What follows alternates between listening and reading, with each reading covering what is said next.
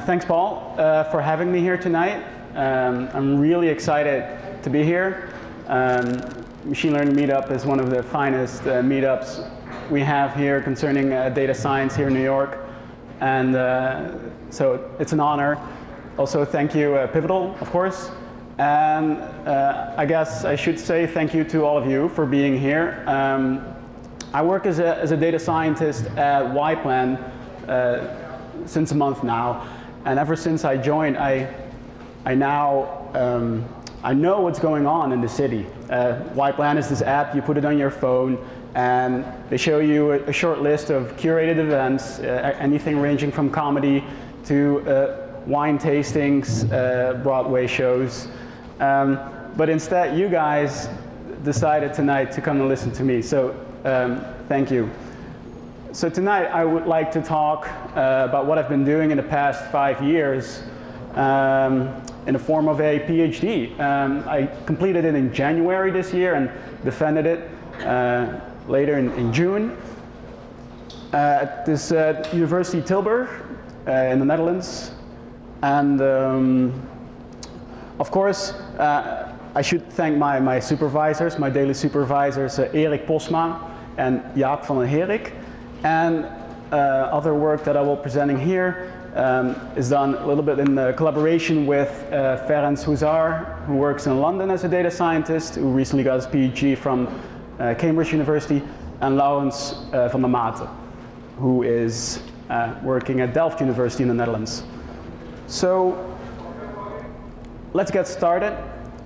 And I should immediately say that although the title is Outlier Selection and One Class Classification, which was also the title of my PhD thesis, I will actually be focusing on just the outlier selection part.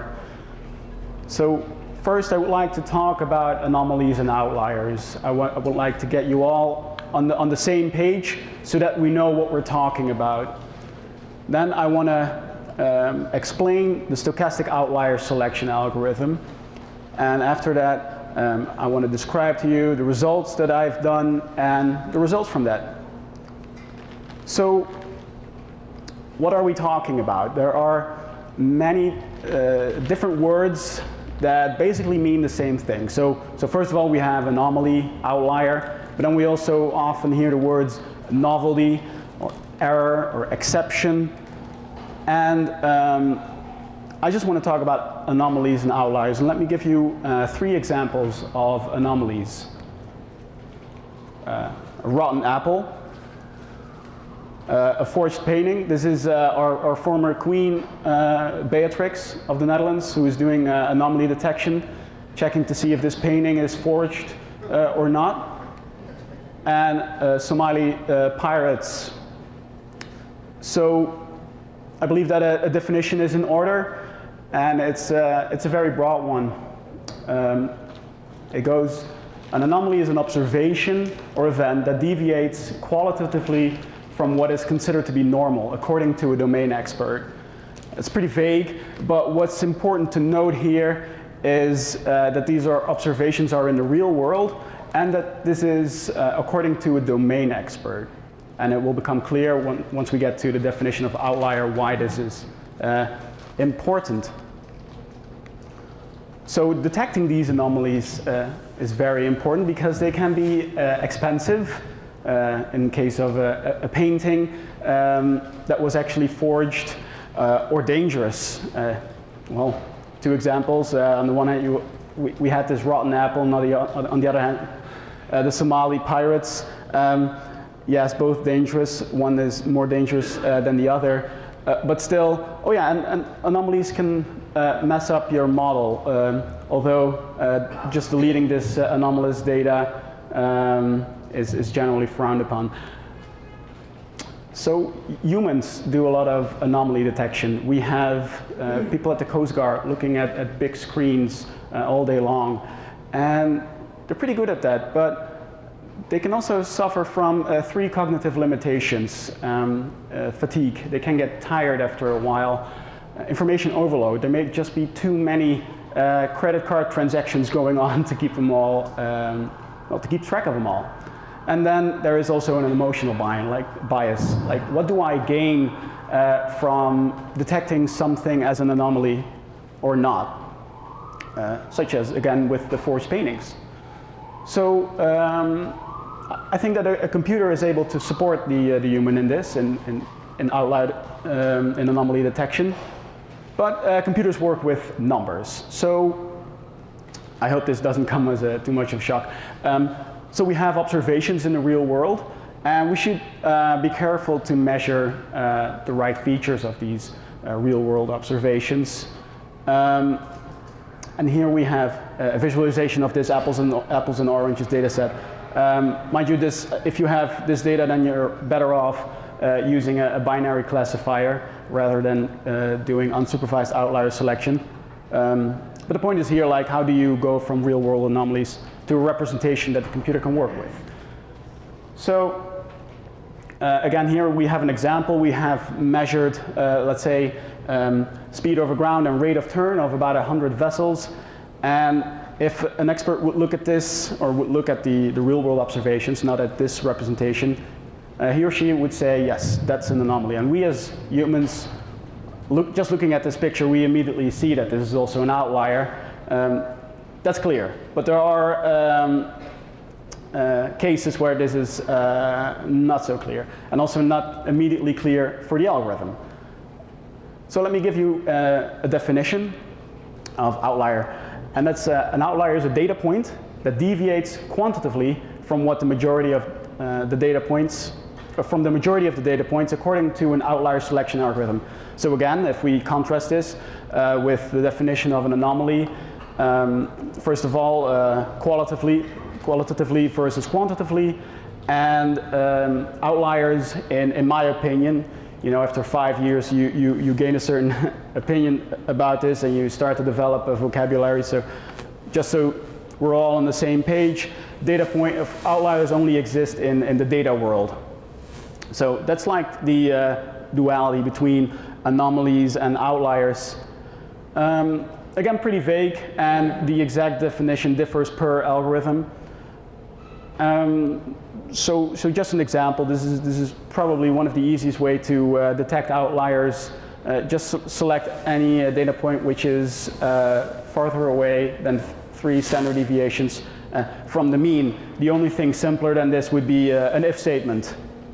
But of course, we as I will show you, we can do better than this, and we'll come across data where you cannot use this. For example, not all data is normally distributed. And this also is difficult to generalize towards higher dimensions. So let me recap, like, how anomalies and outliers compare to each other. We have this set of real-world observations.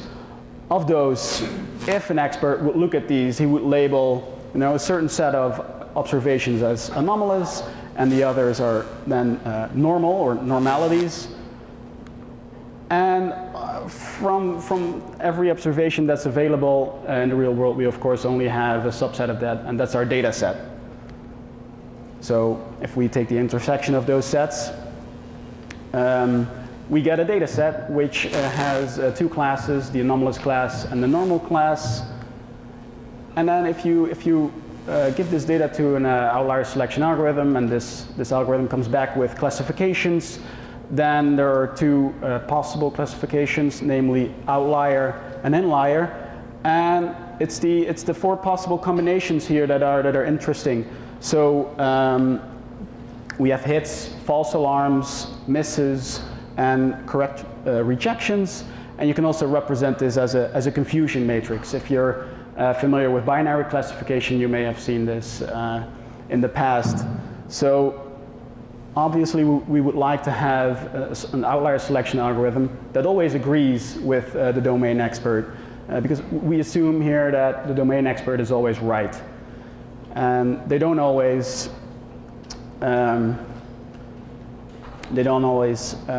judge observations and data points the same. So there may be some confusion between the 2. And this plays an important role in evaluating the algorithms, and I will come to that later. Let me give you an example of this. Here in the top left corner, we see our data set. Just, you know, it's unsupervised to the algorithm. But if we were to have an expert looking at this data, then he or she would label these 2 points that you see in the top right corner, these orange stars, as anomalies. So we apply, let's say, a distance-based outlier selection algorithm to this, and we've set it such that it will correctly classify these 2 anomalies as outliers. So if you already look at the lower right corner, you will see that these are indeed hits. Yes. But then there are also a lot of false alarms in the cluster that's less dense. So this algorithm is suboptimal, and we can do better. So this is distance-based. A lot of algorithms are density-based, as I will show you a couple of those. But now I would like to discuss an algorithm that's affinity-based. It's the Stochastic Outlier Selection algorithm. So now we've just had an introduction to outliers and anomalies. So now we're really warmed up. So let's get to the good stuff. Stochastic Outlier Selection, or SOS, is an unsupervised outlier selection algorithm. So you can't give it any labels, or it won't do anything with it. Just give it either a feature matrix or a dissimilarity matrix, and it employs the concept of affinity to represent or to quantify the relationship between data points. And because of that, it computes outlier probabilities, which in my opinion are more insightful than just computing unbounded outlier scores. I will also show you that later. It has one parameter, which is called perplexity, and it's inspired by t-SNE, and that I will also explain in a moment. Now, the idea behind SOS is as follows. So this is more how SOS thinks of outliers. So this is more of a specialization of that definition of outlier that I gave earlier.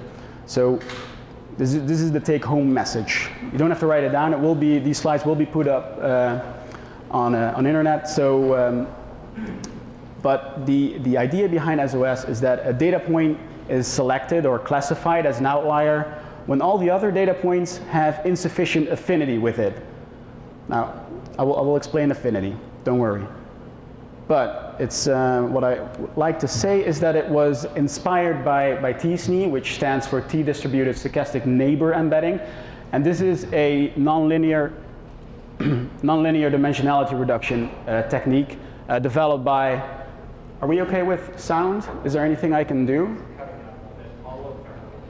Okay, I'll just continue then. Developed by Laurens van der Mate and Jeffrey Hinton. And the goal of this dimensionality reduction technique is to map a high dimensional data set onto a lower dimensional space. Very often just 2 dimensions or 3 so that we can visually inspect it.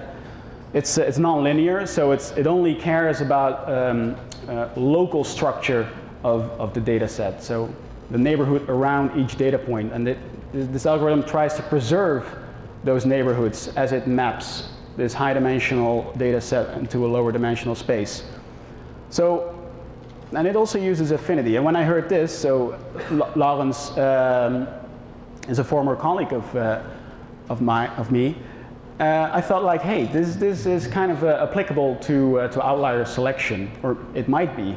So I started looking into this, and yes, that's what I will be presenting tonight, is that as far as I know, a stochastic outlier selection is the first outlier selection algorithm that employs the concept of affinity to compute outlier probabilities. So I've shown you now this for long enough, but let me explain it.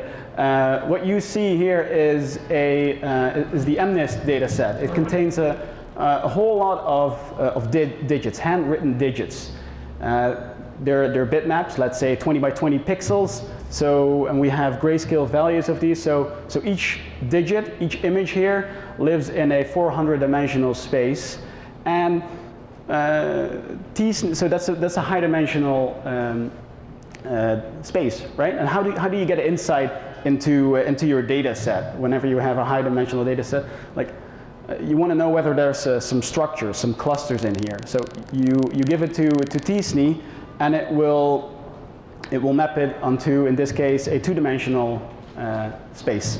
So here on the top left corner, we will see a bunch of zeros, and above that, lots of 6s. So this is, yeah, I really like this algorithm. I want to say that this is really my go-to algorithm whenever I have a new data set, or whenever I've cooked up a new dissimilarity measure.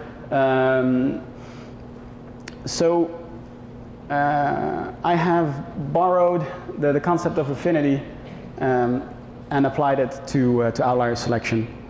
So let's go back to SOS. This is SOS in a nutshell, 5 matrices or 4 matrices in the vector. And it goes from the input matrix X, then computes a dissimilarity matrix D. We move on to an affinity matrix A, binding probability matrix is B, and then we got the outlier probabilities. And a sneak preview here is that in the final vector, you already see that the 6th data point is colored orange, so this might already be classified as an outlier. And this can be explained by looking at the input matrix X. So we have a data set containing 6 data points. It's just a toy data set to explain to you the entire algorithm. 6 data points, and each data point has 2 features. And we can see that the first feature of the 6th data point has a higher value than the rest. So eventually, by the SOS algorithm, it will be classified as an outlier. And I will explain to you exactly how this works. So, time for a demo. So just to show you that this has not been just, research.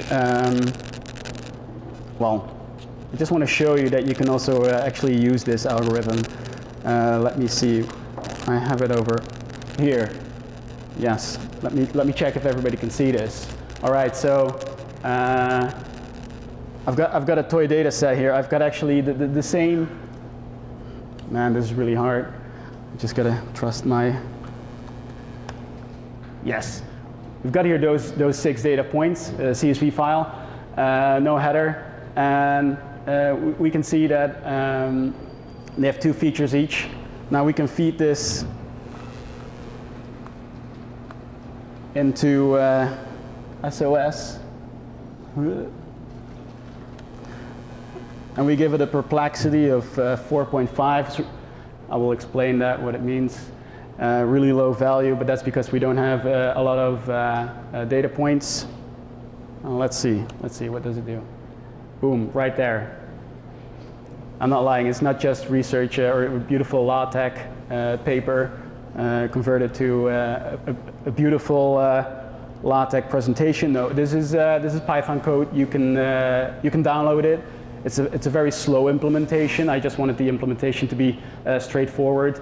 There are lots of optimizations that other smarter people than I can add to that.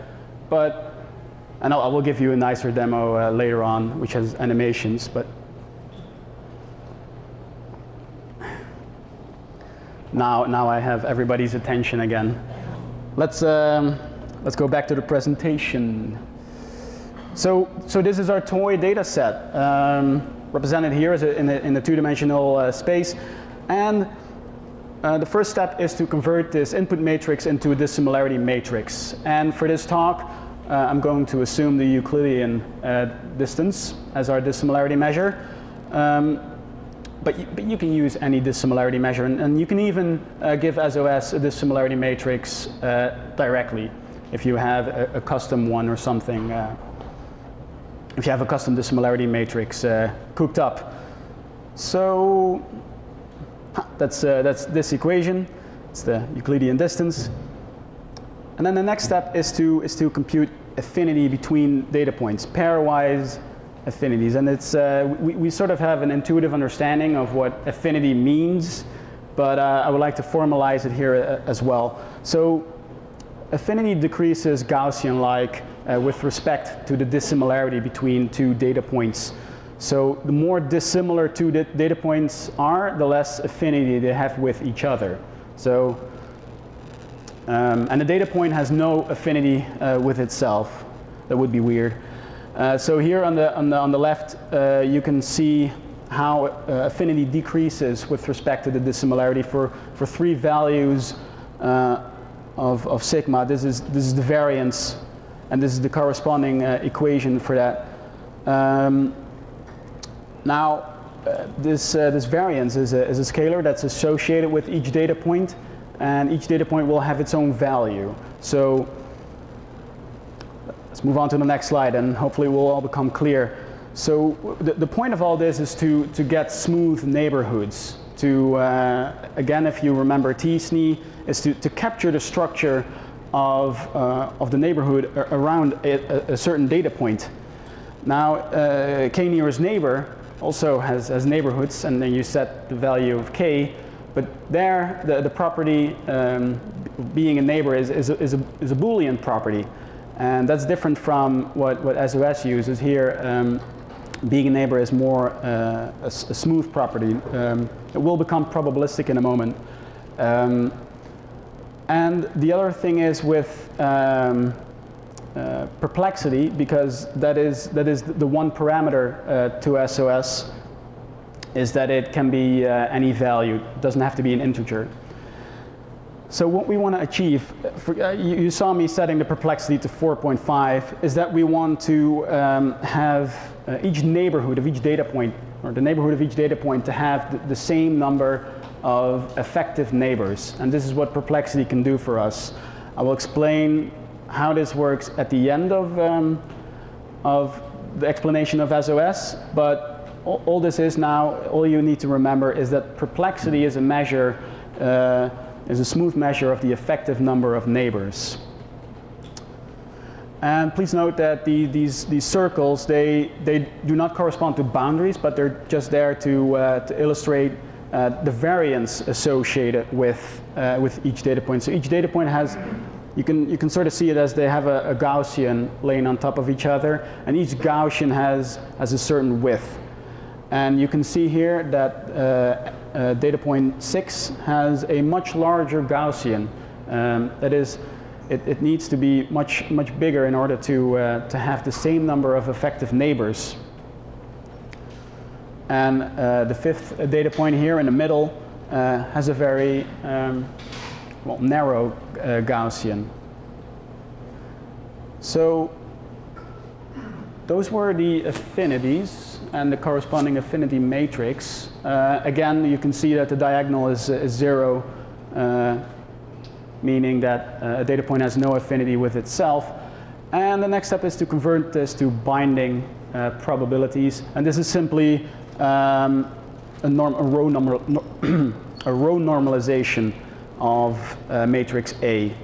So we make sure that each data point distributes this binding probability to all the other data points such that it adds up to 1. So we have a binding probability distribution associated with each data point. Now it's useful to visualize this as a graph, where each vertex corresponds to a data point. So also the locations are the same as those in the toy data set a few slides back. And because each data point has some binding probability to any other data point, this graph is fully connected, but they're not uniformly distributed. As you can see, because the brightness or the color of these edges, these directed edges, also differ. So here I have highlighted the first data point and the binding probabilities it has with the other 5 data points. And you can see here that these values, they add up to 1 or 0.99 if there's a rounding issue. And what you notice here is that it has the binding probabilities are highest to the data points that are closest to it. So there is, so the dissimilarity between these data points is lower, right? The Euclidean distance, and therefore also the affinity, and therefore also, well, the affinity is higher, and therefore also the binding probability is higher. And the binding probability that data point 1 has with data point 6 is very low because it's far away. Here I've highlighted data point 6. How are these colors working actually? They're not too bad. Data point 6 has roughly equal binding probabilities to the other data points, because from data point 6's perspective, all the other data points are just far away. And as you remember, this Gaussian was pretty wide. So again, let's focus on data point 1, but then the binding probabilities other data points have with it. So I've now highlighted the column of binding matrix B, and yeah, that looks good. But then here it becomes, of course, again obvious that nobody really likes the 6th data point, and that's again the premise of SOS. I've already given it away, is that this data point will be the outlier in this case. So very low probability to data point 6. So we have binding probabilities. Next I would like to discuss something called a stochastic neighbor graph. Because of these binding probabilities, we can actually construct a graph. I would like to know which data point is an outlier, and for that I want to generate a graph, a stochastic neighbor graph. This is a generative process, and every vertex binds to one other vertex according to its binding distribution. Right? This is stochastic, and they bind independently, and so the out degree is always 1. The probability of a certain graph is only depends on the edges that are being created. So just a joint probability of all the edges in this graph. And then the definition here of being an outlier given a certain graph is that when nobody else has connected to you, nobody else binds to you, or in other words, selects you as a neighbor. Right, so let's generate a couple of stochastic neighbor graphs. Here we have 3. Let's start with the top one, graph A. And here we have, yeah, if we ask every data point to bind to its, well, let's say its nearest neighbor, or with the data point it has the highest binding probability with, we get this graph. So this is the most probable graph.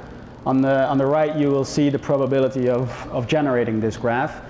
And given this graph, data points 1, 4, and 6 are in the outlier class, because there's no other data point binding to them. No data point selects them as outlier. So with the next graph, it's already a little bit less probable. And if we look at the third graph, where most of the data points select data point 6, well, you can also look at the probability of generating this graph. And we see that it's very improbable. It is definitely possible, but very improbable. And here we have data points 1 and 3 in the outlier class. So being in the outlier class is deterministic, but generating this stochastic neighbor graph is like it says, stochastic. So we don't want to know just for one graph which data points are outliers. We want to know this taking all graphs in consideration. We want to know a probability of this data point belonging to the outlier class. So because there is a probability distribution, or because there is a probability associated with each graph you can generate, there is a discrete probability distribution associated with the set of all graphs, which you see here. On the left we have the discrete probability mass, and the 3 graphs you saw before are here marked. Indeed, graph A is very probable, or it's the most probable in this case. And I've also plotted this for 3 different values of perplexity. You see that it's pretty sensitive here because we don't have that many data points in the toy data set. But as you increase the perplexity, you will actually it will become too smooth. So I will show you also later that setting this perplexity parameter can be compared to the sensitivity of the algorithm. So we can approximate the outlier probability for each data point by sampling these graphs, right? We can just, we have this stochastic process. We can just generate, well, a lot of graphs, infinitely many. If we do that, then we actually approximate the outlier probabilities. And this equation at the bottom here, it's just a matter of counting. So we generate a graph, and we check whether a data point is in the outlier class. So that's in the brackets here, and then we typecast this Boolean to an integer by using this indicator random variable here, and we just keep counting, and we divide it with the number of graphs we generated. So in this figure you can see how we slowly converge to the outlier probabilities of these data points. It takes quite a while. These are 1 million iterations. It's on a log scale. And you can indeed see that data point 6 has the highest outlier probability in this case. All right, but this is generating a million graphs, and that's not a good thing. So it's time for another demo, because I'm getting kind of tired with all this math. Let me see. Oh, I had here D3. All right. So this is a data set I found recently. I saw on Hacker News someone applying multidimensional scaling, another dimensionality reduction technique, to voting data of the Senate. So we have here the Democrats and the Republicans, blue and red, and we have a couple of independent senators. Let's see. And on the right, you have them listed, not all of them, it's too much. Is the text okay? Yeah. And the mapping, so we have here 103 senators, and so far they have done 172 votes, so we have a data set that has 103 data points living in 172 dimensional space. And t-SNE, once again, has mapped this onto a lower dimensional space. It's not the best algorithm for visualizing outliers, so you will see that the outlier values here computed by SOS do not directly correspond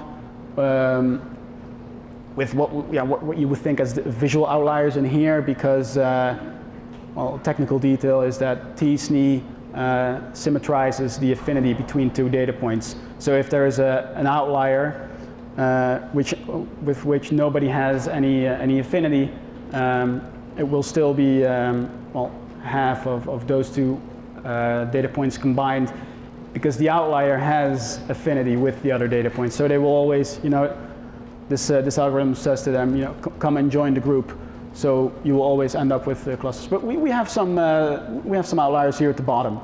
So, like I said, we have the names on the right, the states, and some bars. Let me generate one stochastic neighbor graph. I should say I'm very proud of this. I hacked this in CoffeeScript and D3, which is really cool. And now we have one such stochastic neighbor graph, lots of arrows, lots of directed edges here, and some senators here have an outlier probability or frequency of 1. That's because we've only generated one stochastic neighbor graph. And like I said, we want to generate a lot so that we approximate the outlier probability. So I can play this. And we keep on generating stochastic neighbor graphs. And as you see, these values on the right, they change. Let me refresh that. Yes, we've got some outliers already on the top.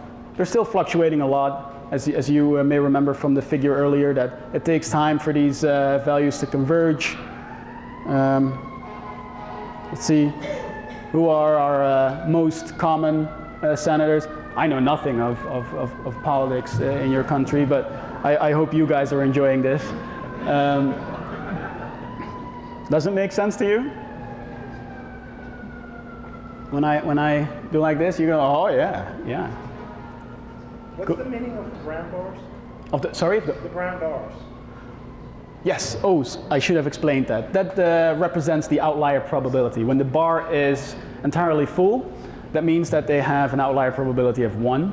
And when it's a width of 0 pixels, they have an outlier probability of 0. And how are they positioned? They have fixed positions beyond it. They do. This is just a visualization for us to see what's going on. Like internally. There's no meaning in their positions. No, that's correct. So the outlier probabilities are computed in the original space, the 172 dimensional space, and this was just for us to, well, for me to give you a nice demo. But again, it's not the best representation, well, because t-SNE and those affinities that are symmetrized. So I hope this somewhat clarifies what I've been explaining for the past few minutes. All these dry equations and graphs. Now we at least have an animation. So I hope that everybody, well, that we're all now again on the same page. And if not, yeah. You say those data points at the top. Can you say which points those are? Oh yes. Man, I created all this interactivity and. So if I hover, oh yeah, so here, this is really tough. Oh yeah, let's see, which, oh yeah, you see the data point, the circle, which has a black border and out of which come arrows. Let me stop it for a moment. This is crazy. You see here that it has an out degree of 1, as we say. It selects one other data point as its neighbor.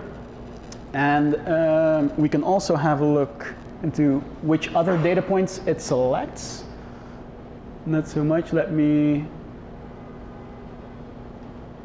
go over here. Oh yeah, well, of course, I would have to do it upside down. Go to here. We see,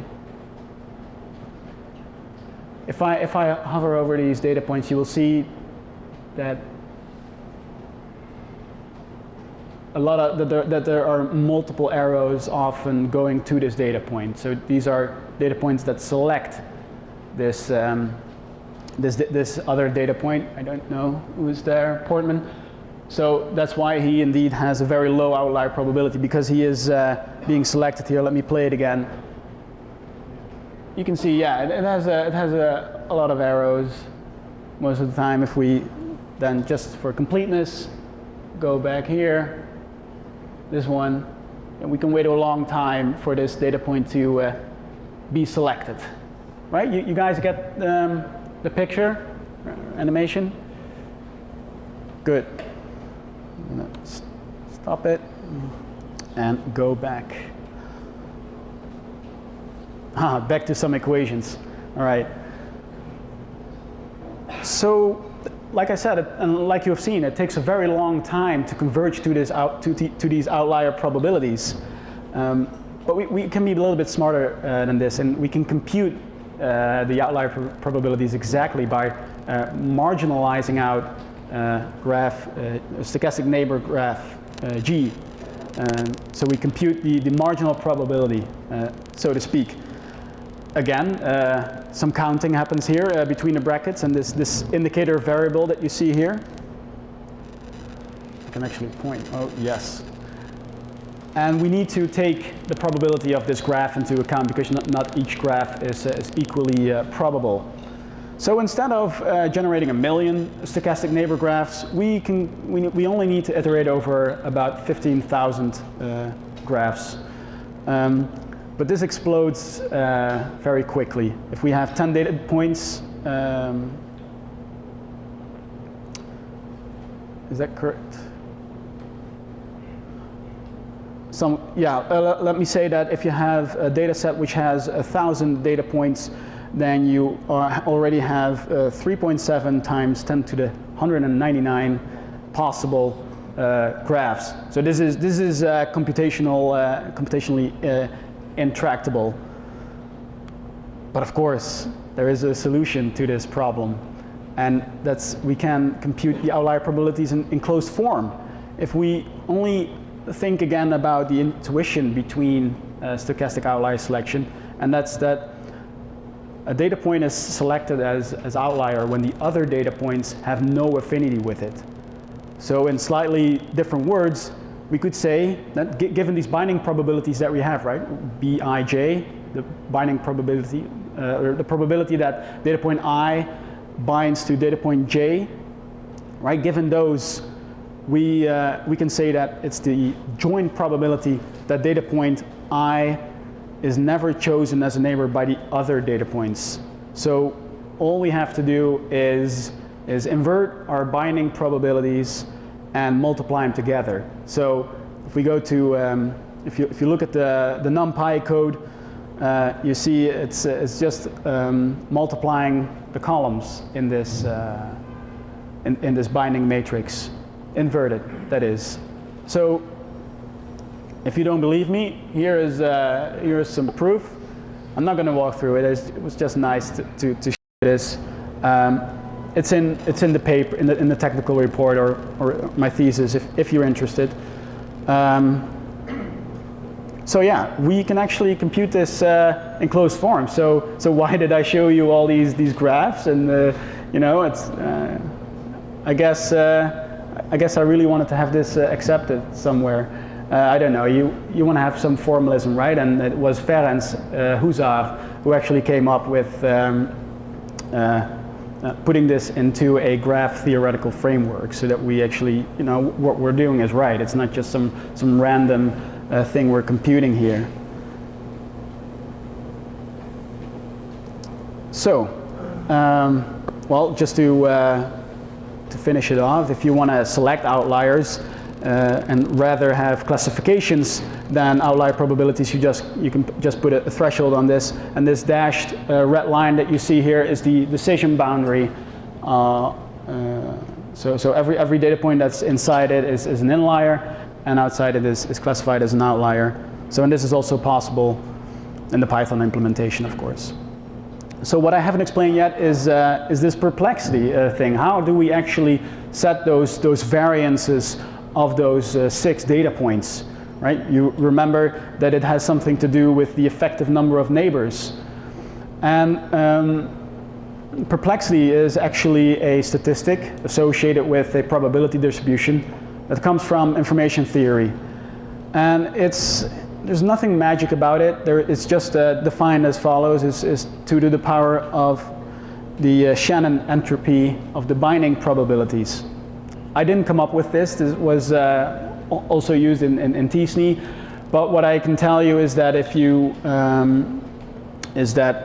look at the actual H closest neighbors, so H could be 5. Just as, again, think about K nearest neighbor. If you think about if you look at the 5 closest data points with respect to one other data point, and you add up the binding probabilities that this data point has with these 5, then they're more or less 0.9.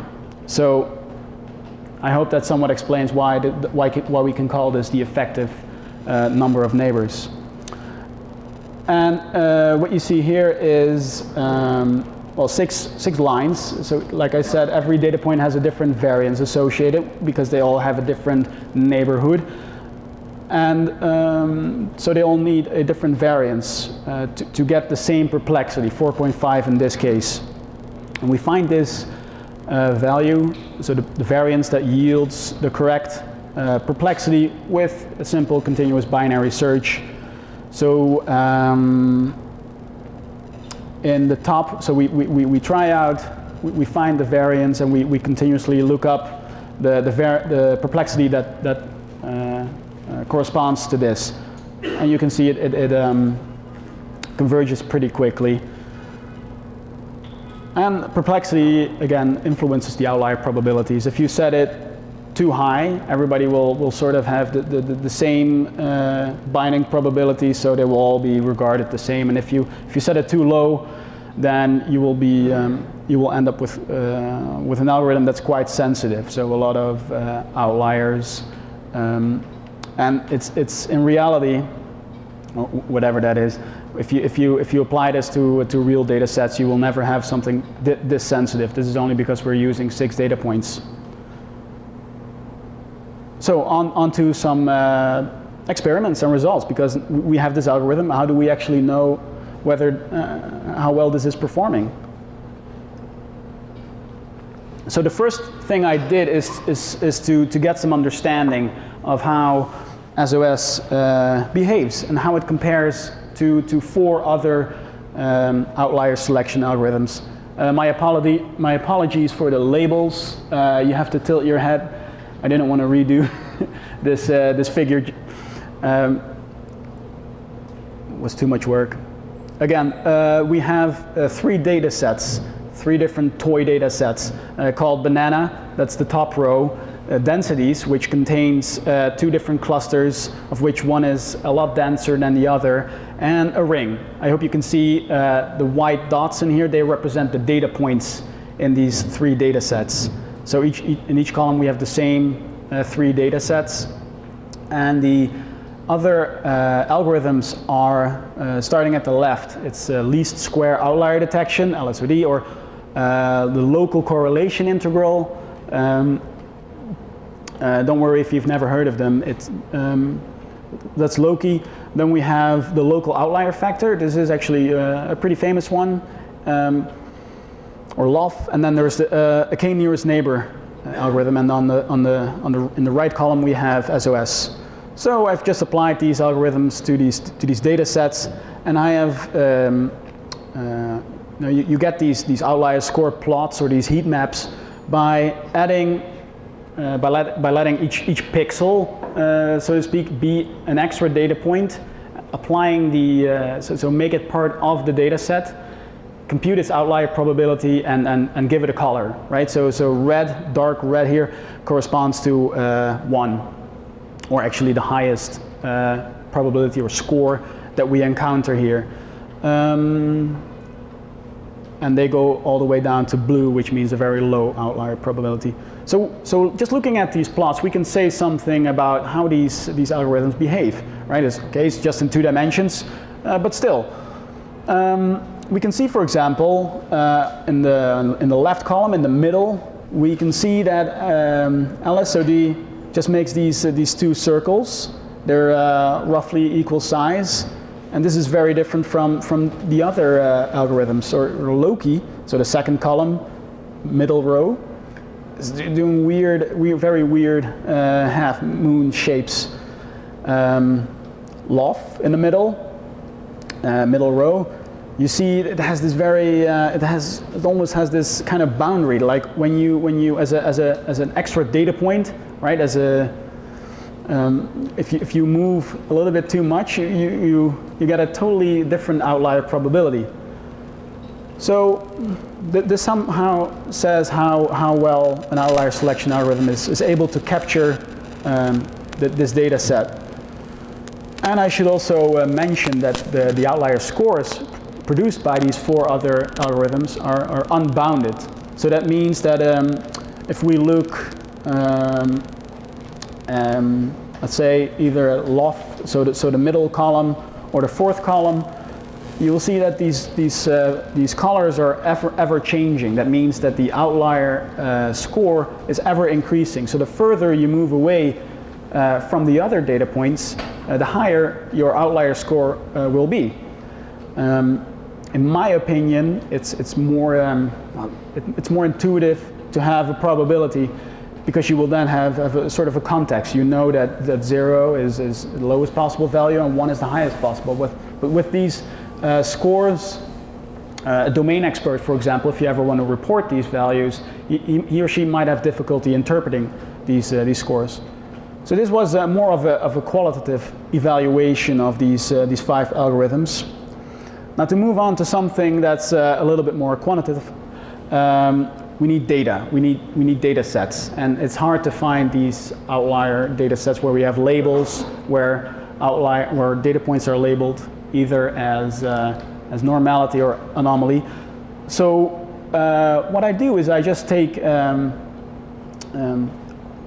standard multi-class data set, and they have 2 or more classes, such as here the lovely iris flower data set. You've probably heard of it, which has 3 classes, and we can convert these into 3 one-class data sets, where by just relabeling the data points, we end up with a data set which has both anomalies and normalities, and we let each class be the normal class in each of those data sets. Well, then we applied the outlier selection algorithms to that.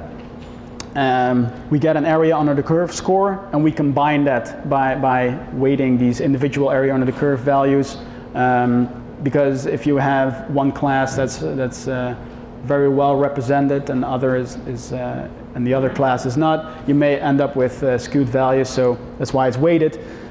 So we apply the outlier selection algorithm as follows, because if we have these 2 classes, as you see here in the bottom, there are really not any outliers in there. So we need to somehow simulate that there are anomalies in this data set. So what we do is we keep the entire normal class in here, and we compute the outlier scores of those data points, and we add 1 anomalous data point, rerun the algorithm, store the outlier probability computed for that anomaly, and redo this for all anomalies. So this is only for evaluation, right? It's a very slow process, but this is just to get a sense, like, how would this algorithm classify this other data point, which is labeled as an anomaly.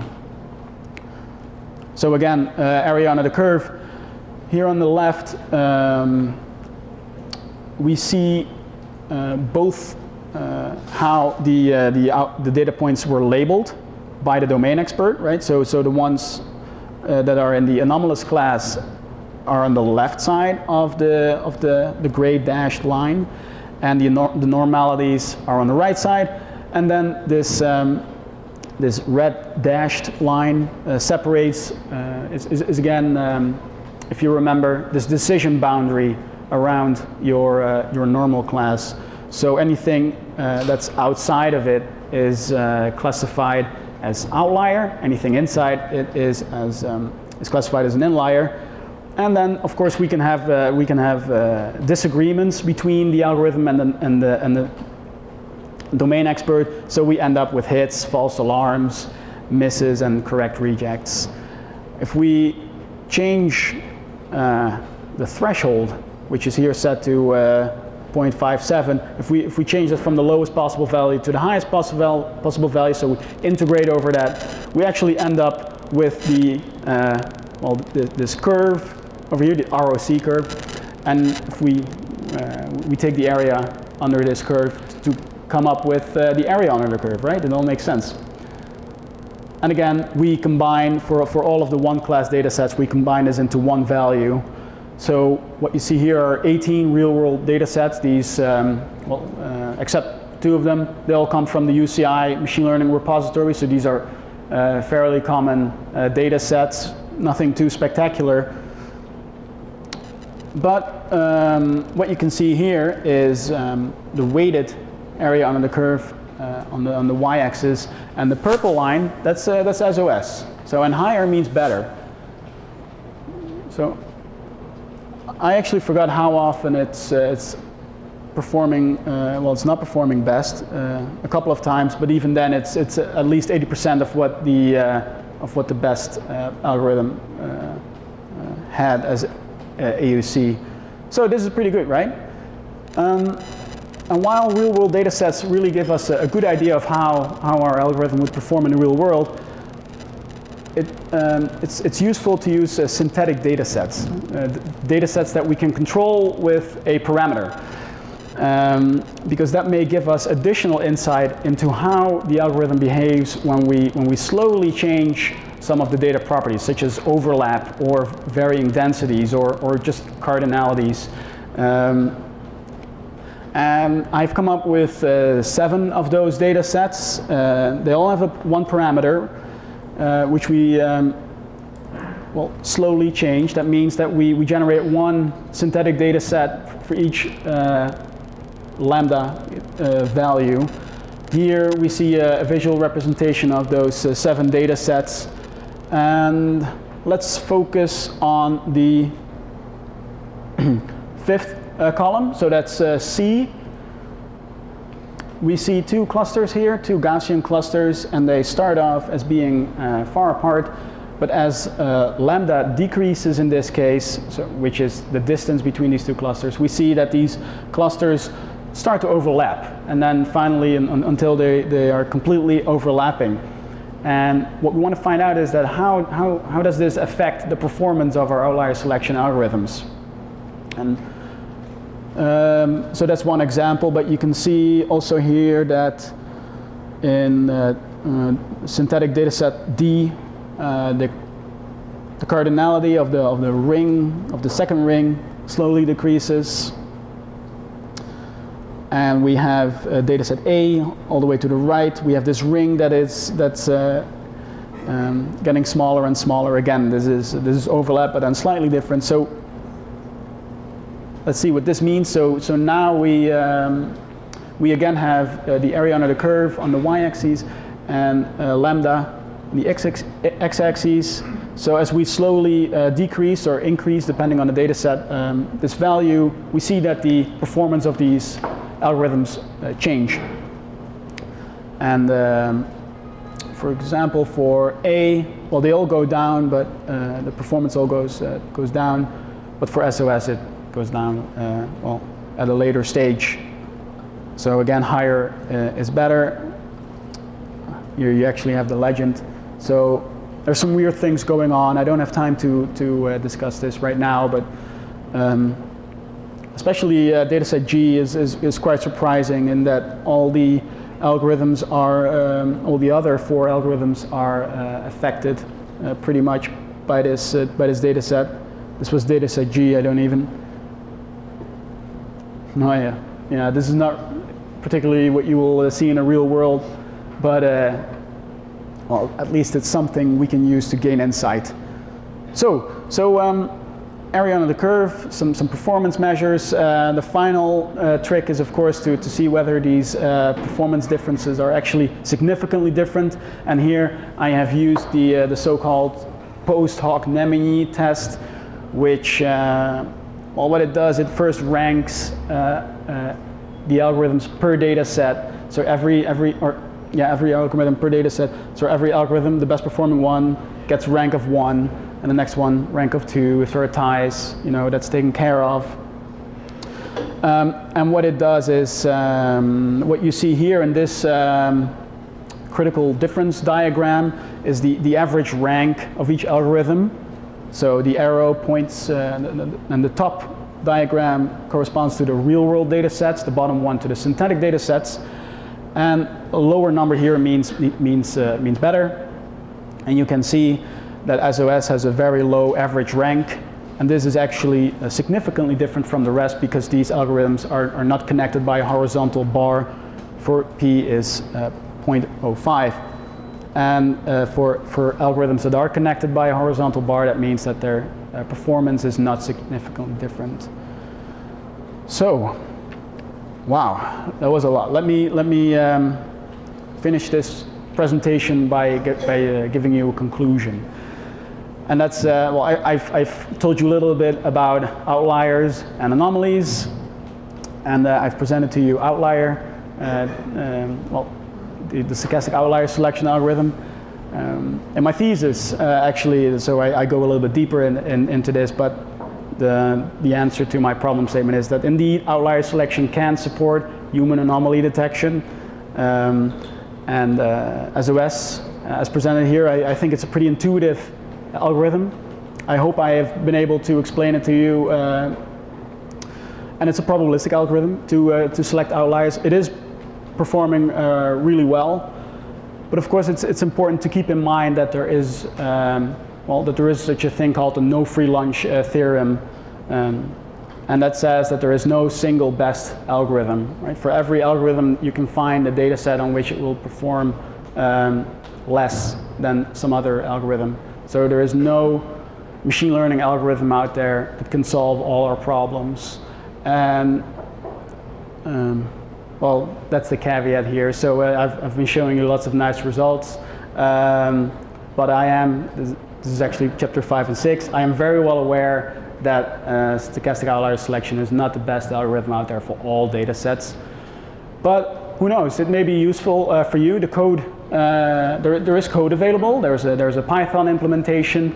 If I have some time, I may even, you know, make it compatible with scikit-learn, or port it over to some other well, faster language.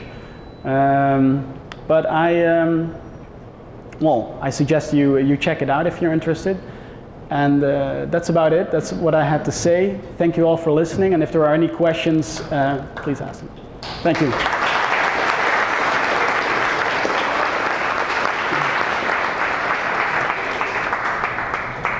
All right. So what's the biggest data set you apply? Sorry. The biggest data sets. The biggest data set. How many samples do you try it on? Because it looks like it works well on small data sets. Yes. So this goes into the thousands. So fairly small data sets, no big data. And that's because in its current form, the complexity of SOS is n squared. And this is, I think, has mostly to do with the distances it computes between your data points. Now, there are all sorts of fancy tricks you can apply to approximate this. So even the t-SNE algorithm has already come out with certain improvements. There is something called the Barnes-Hutt t-SNE, where it uses random projections. So that your nearest neighbor search is, first of all, much faster. And I'm sure you can apply the same optimization tricks to SOS. But I haven't looked into that. That was not, you know, the focus. I would love for SOS to be somewhat faster. But yeah, so in the thousands. All right, we see. Hello. How critical is the functional form of the infinity function to the performance of SOS? What if I just take the reciprocal of the distance measure as my sort of infinity measure?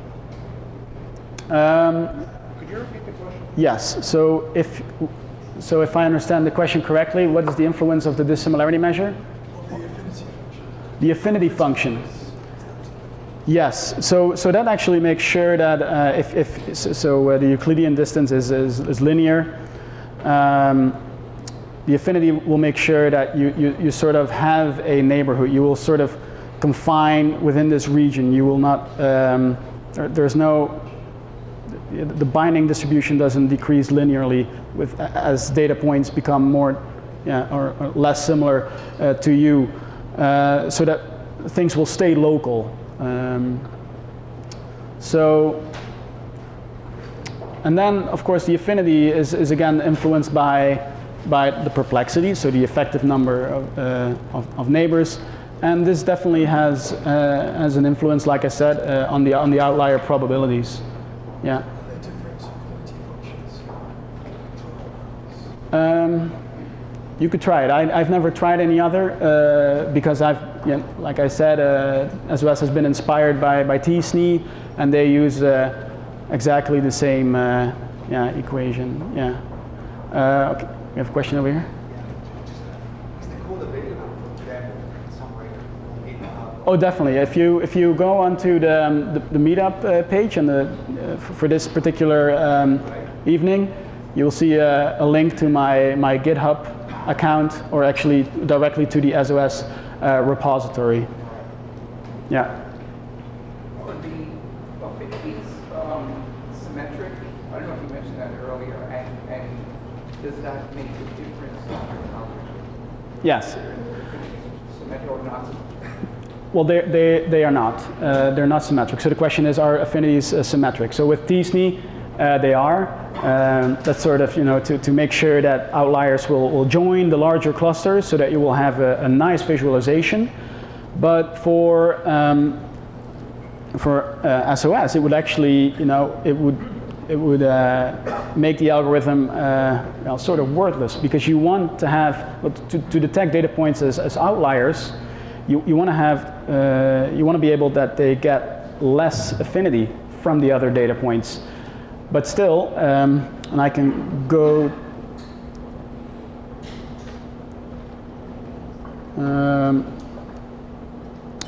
here, you will see that, for example, data point 6 has a 0.3 binding probability, right? And this is actually the affinity, but then normalized.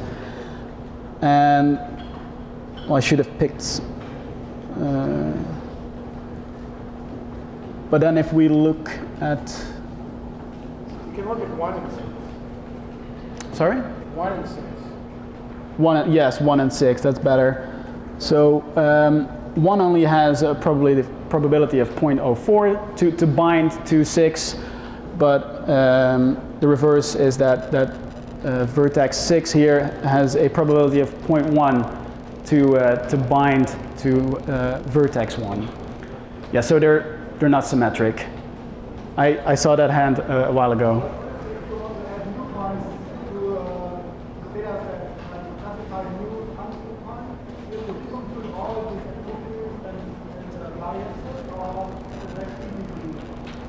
No, you would actually have to recompute it everything. You can, I'm sure there are certain approximations that you can do.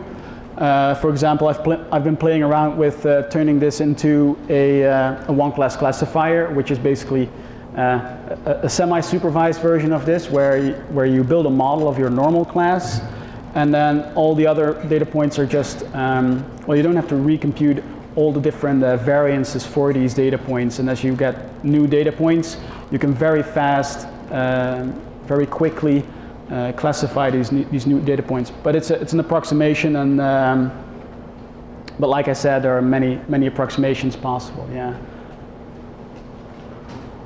You've done the comparison against multiple other different methods of classification. If you were to take a sample data set of, let's say, 5 points, are there any situations in the 5 points in which one of the other ones would always do better? In other words, I'm sure it's possible to design a data set where the other ones will do better. And I want to get a feel for whether there's something general about that. In other words, I'm trying to get an understanding of what you're basically assuming. So, for instance, if you're in a straight line and you have alternating, does one do better than the other? They're in a circle. There's some sort of triangle. Yeah. And did you run an experiment? And if you did it tell you anything?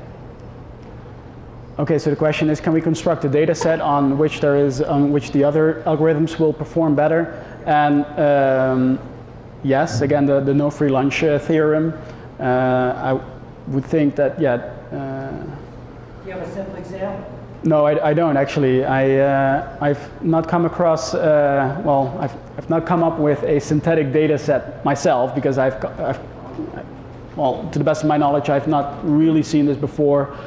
David Aha has done this, I think, in '92 in some form, with changing the number of data points. But yeah, no. But you can download the code and create artificial data sets to check it out.